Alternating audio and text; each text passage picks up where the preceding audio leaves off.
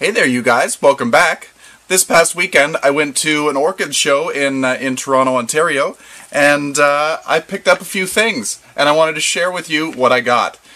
So it's funny, I was at an orchid show, and I didn't buy any orchids at all. I bought a bunch of succulents, and this guy. I really enjoy this. I've been looking for one of these for many years, but it's so hard to find seeds or corms or anything in Canada. You have to ship them across the border, and then there's always that what if it doesn't arrive and you're paying a large amount of money for it. So can anybody guess what this is? It's an Amorphophallus. It's an Amorphophallus titanum. So the corpse flower, the giant flower, the biggest inflorescence in the world. So I don't think it'll ever bloom for me, but this plant will get absolutely gigantic. The corm itself can get up to, I think I was reading, like 300 pounds in really good care. I don't know that it's ever going to get that big for me, and if it does, I don't know what I'm going to do with it, to be quite honest, but I love watching the leaf grow. It's all about the leaf for me. I don't care about the flower. It's cool, sure, if it happened, I wouldn't say no. I might, because it would smell terrible. My neighbors would hate me. But just the leaf itself is substantial. It's amazing. It's beautiful. It reminds me of a whole palm tree in one leaf.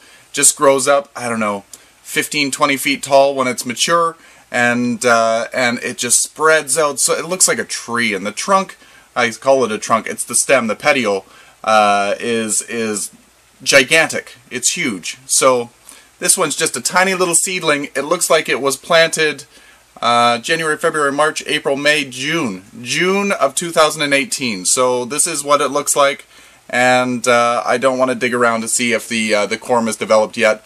So I'm going to baby this. It's going to go outside over the summertime. From what I understand, the care for this is very similar to a regular Amorphophallus, like a konjac. But these guys are more tropical. They like rainforest. They like humidity. They're an understory plant, so outside they'd like to be in a shadier location, part shade. But inside, if you're growing it inside, full sun. Unless it's in a greenhouse, then you want to shelter it a little bit.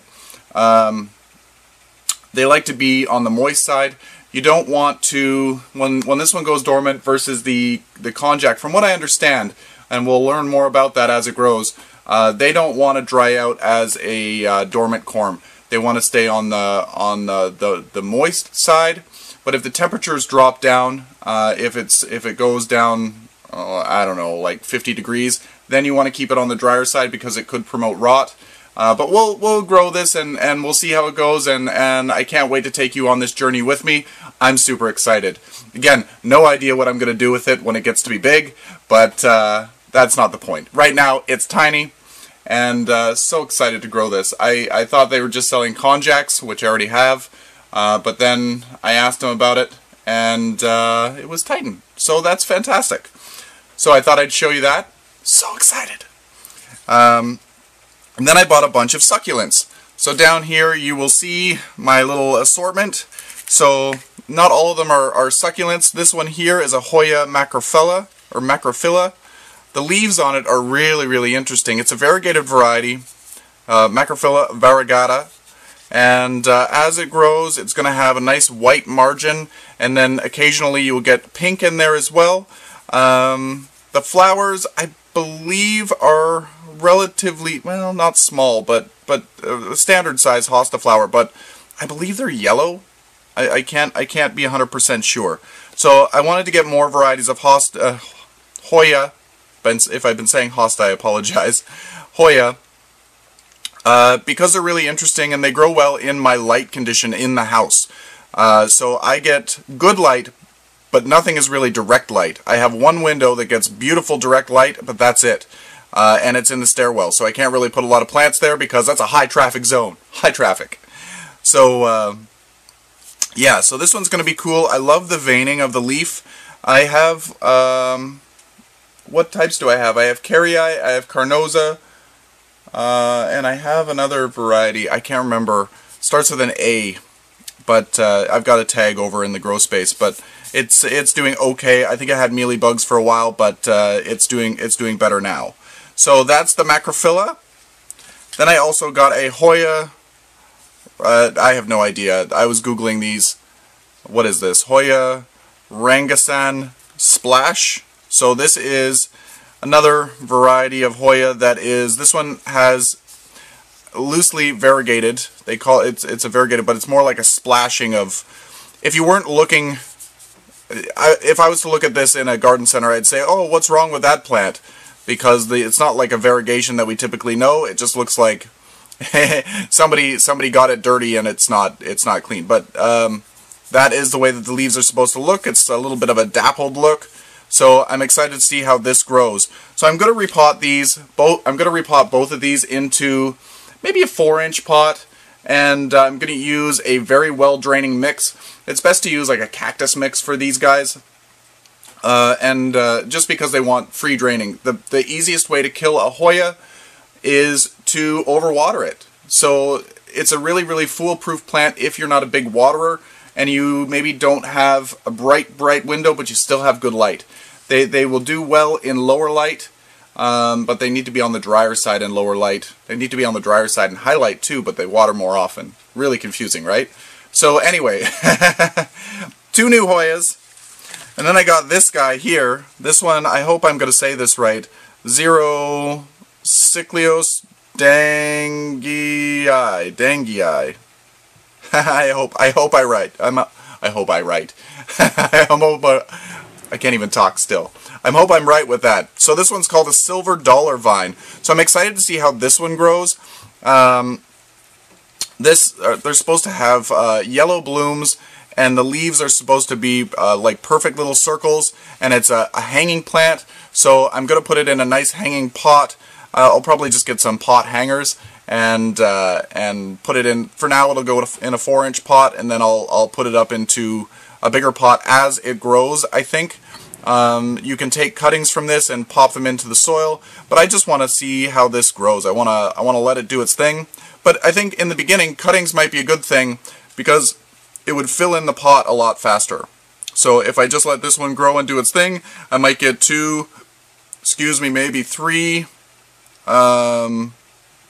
strings that hang down the side. But if it grows a little bit, and I take a 2 or 3 inch cutting, pop it in the soil, and do that a few times, by the time it actually grows out, I think that it would be a much nicer and more full plant.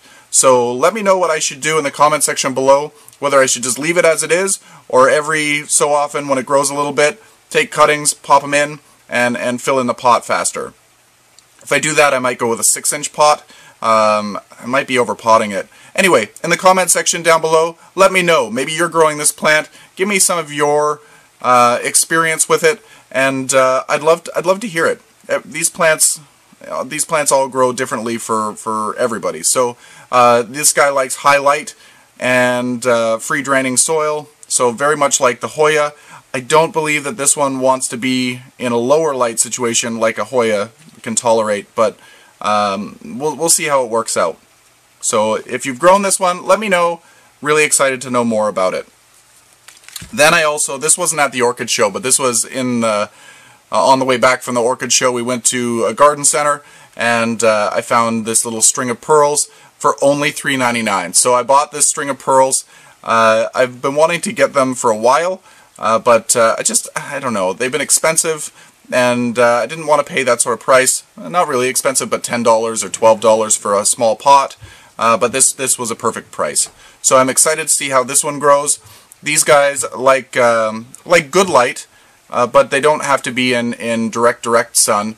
But the more light you give it, the better it will do. They don't want to be direct outside sun in the summertime, or even maybe in a super bright window in the house in the summertime. Just watch it. If you notice that it starts to suffer, if it starts to burn, move it out of the full sun. But if it's in too shady of a spot, they will stretch. So just keep that in mind. Just watch your plant. Again, the more light that it receives, the more it will need water. The less light less light that it receives, the less water it will require.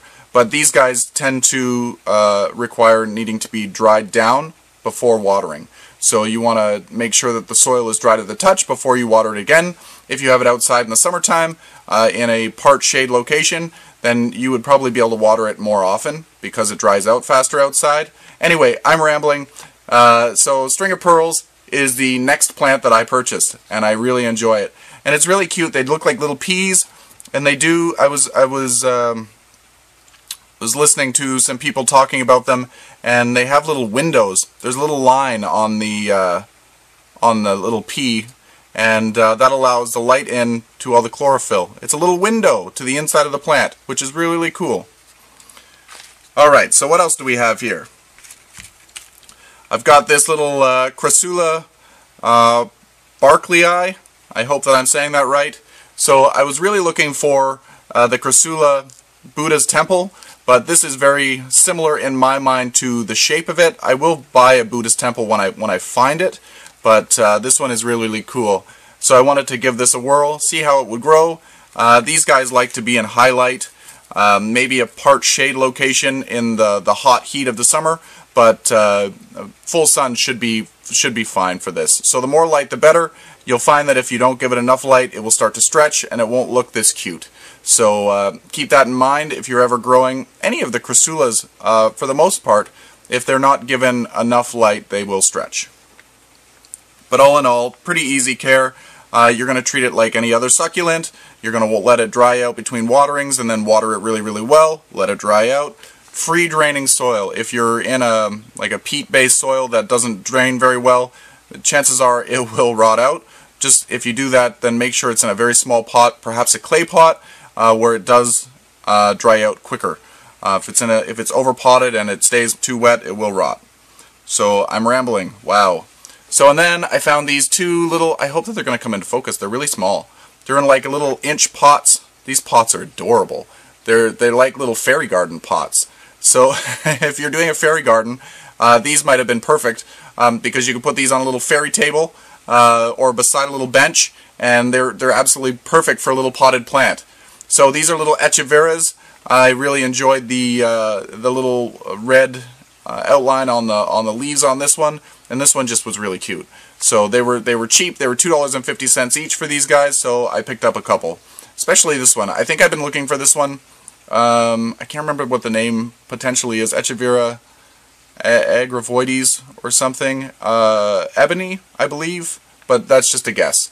So anyway, I will be potting these up into maybe a 3-inch clay pot in time, but right now they're fine where they are. I've made the mistakes with some echeveras this past fall. The ones in my hanging baskets, I would take the hanging basket and put it in the sink and just spray it off and water the crap out of it.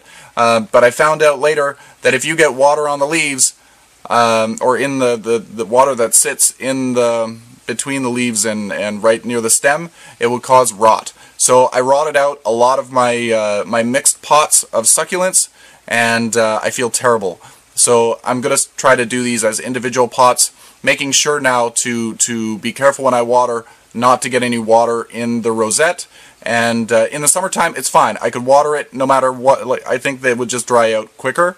But inside, where the air movement isn't as good and the light levels are less, the standing water really hurt the plant. So anyway, this is what I got from my little adventure, and I hope you enjoyed it. Show me what you purchased if you went to any orchid shows or plant shows. I'd love to see. And until next time, happy growing, everyone.